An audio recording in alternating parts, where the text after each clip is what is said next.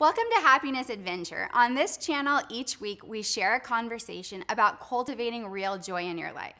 And since relationships are so important to our happiness, in this bonus series, my friend Dr. Jenson, who's a great speaker and scholar, is going to be sharing with us his 12 steps for resolving conflict. I hope you enjoy it.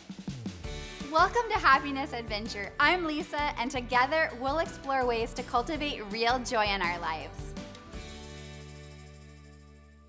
Well, when you get in a conflict with someone, do you find yourself trying to win a battle or trying to understand?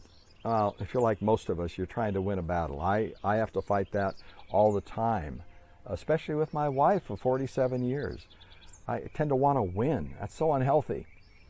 So step number 3 in dealing with conflict and resolving conflict the right way is to seek understanding, not victory.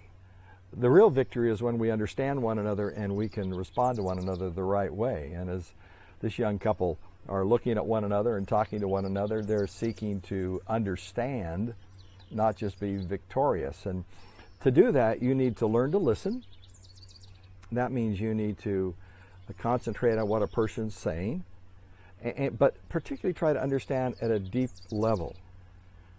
You've heard the statement, people will never care how much you know until they know how much you care. And we all want to be heard, listened to. I remember some years ago, my wife was on the board of a major nonprofit, and she came home from a convention and had some questions. And so she said, can we go out to lunch and talk about them? So we did, and we went out to lunch and actually coffee.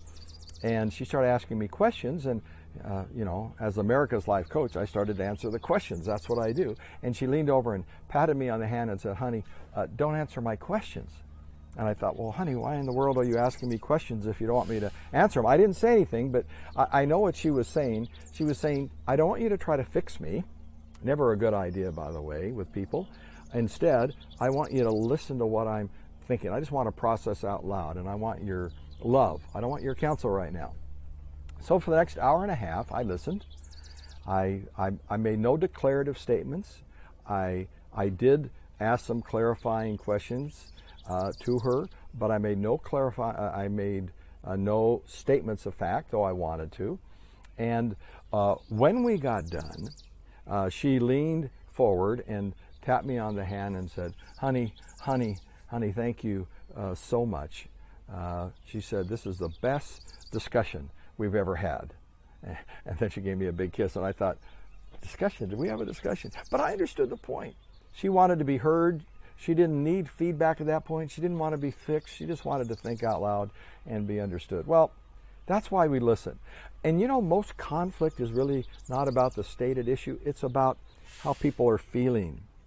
So when you're listening, listen to how people feel. Try to empathize with them. Remember, the goal is understanding, not winning. God gave us 2 ears and 1 mouth. That ought to tell us how much time we spend listening compared to speaking. So put that to work.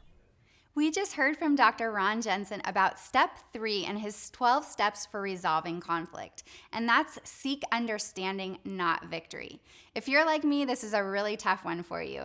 In the comments section, let me know, are there any strategies you have for trying to seek understanding over victory? Before you go, subscribe to feed your happy with a bite-sized video each week, and I look forward to seeing you soon for our next happiness adventure.